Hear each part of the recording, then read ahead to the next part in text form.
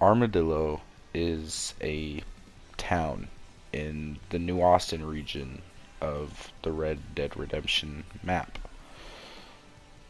This is a place that is depressing, in a way vile, and just not a place you would love to be.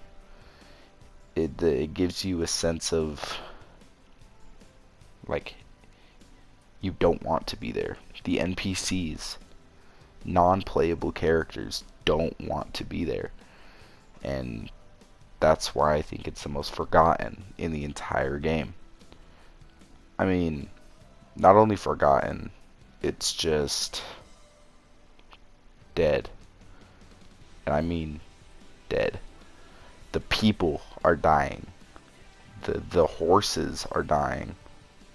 The livestock is dying. That means their food is dying. And when food dies, people die. And when people die, businesses die. And when businesses die, towns die. And that's the unfortunate case of Armadillo. Now for some quote unquote history. In 1898, Armadillo faced a scarlet fever problem. And in 1907, when the epilogue, where you are playing as John Marston, in 1907 they have an outbreak of cholera. Cholera is not only deadly, but it's, well, alright, let me tell you what cholera is.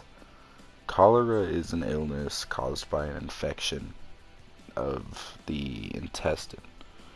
Now, that can cause diarrhea, coughing, and your lungs to collapse because of all the coughing.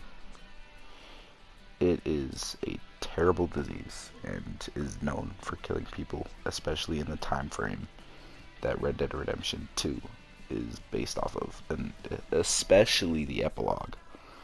And that's why I think that the inclusion of cholera in the game is an amazing idea.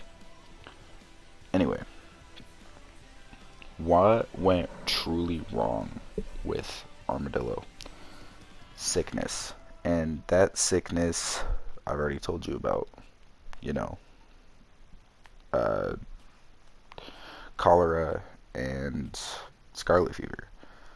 And between both of those, they wiped out just everything: the economy, the people, the businesses, and unfortunately, the town.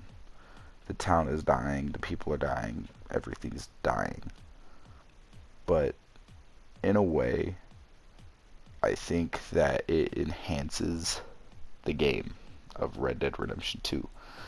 It makes you think of every other place in the game as good and well off and alive.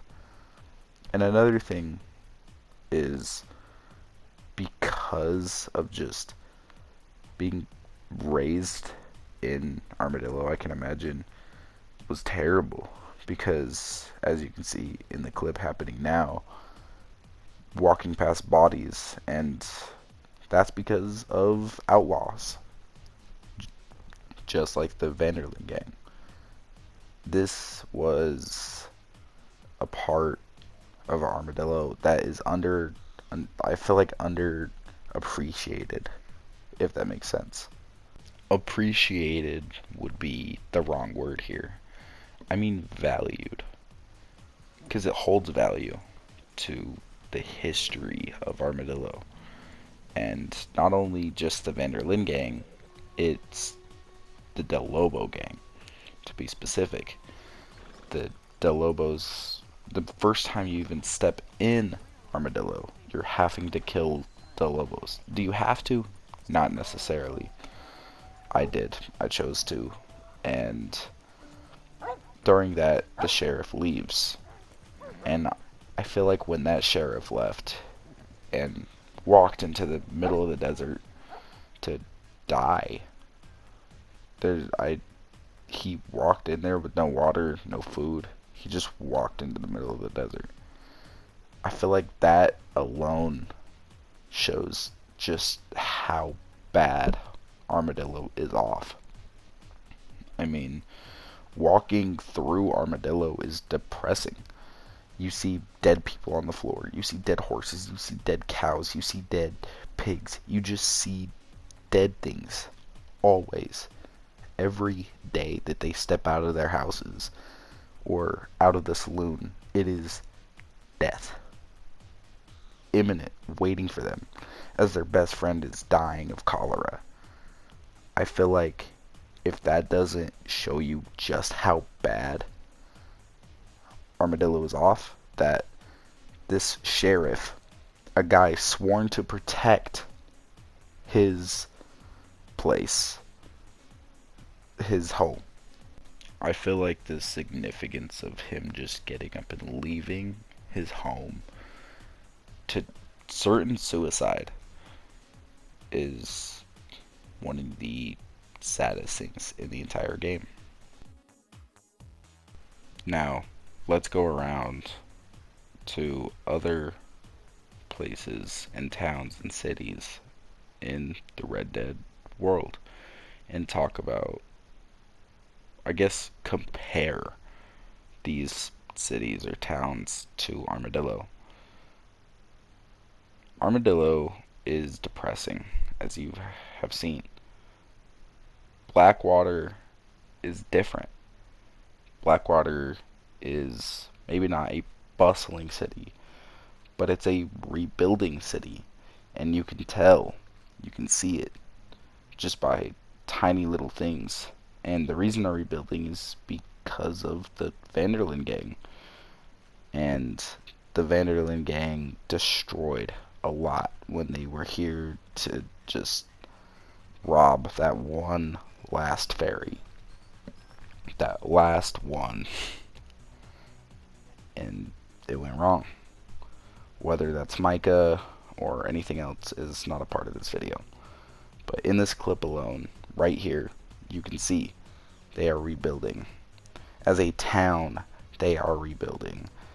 They want to get back to what they used to be. They want to get back to a prospering and growing town. And they're doing very well. Now on to Valentine. Valentine is a livestock town, which in real life is based off Valentine, Nebraska. And Valentine in Red Dead is just perfect in every way. They have everything they need to be a successful town. And, I mean, everything between a good sheriff's department and, you know, food, a saloon, all these things that make up a good town and or city, I feel like is great to see that this town is prospering. But I want to bring up the classes of wealth and how, in my opinion, and just looking at it, it seems like Valentine is the middle class, while Armadillo is past the lower class. They are dead but walking, and it's unfortunate to see. But the reason I really want to bring up Valentine is how busy and alive it feels, especially compared to Armadillo. It's bad.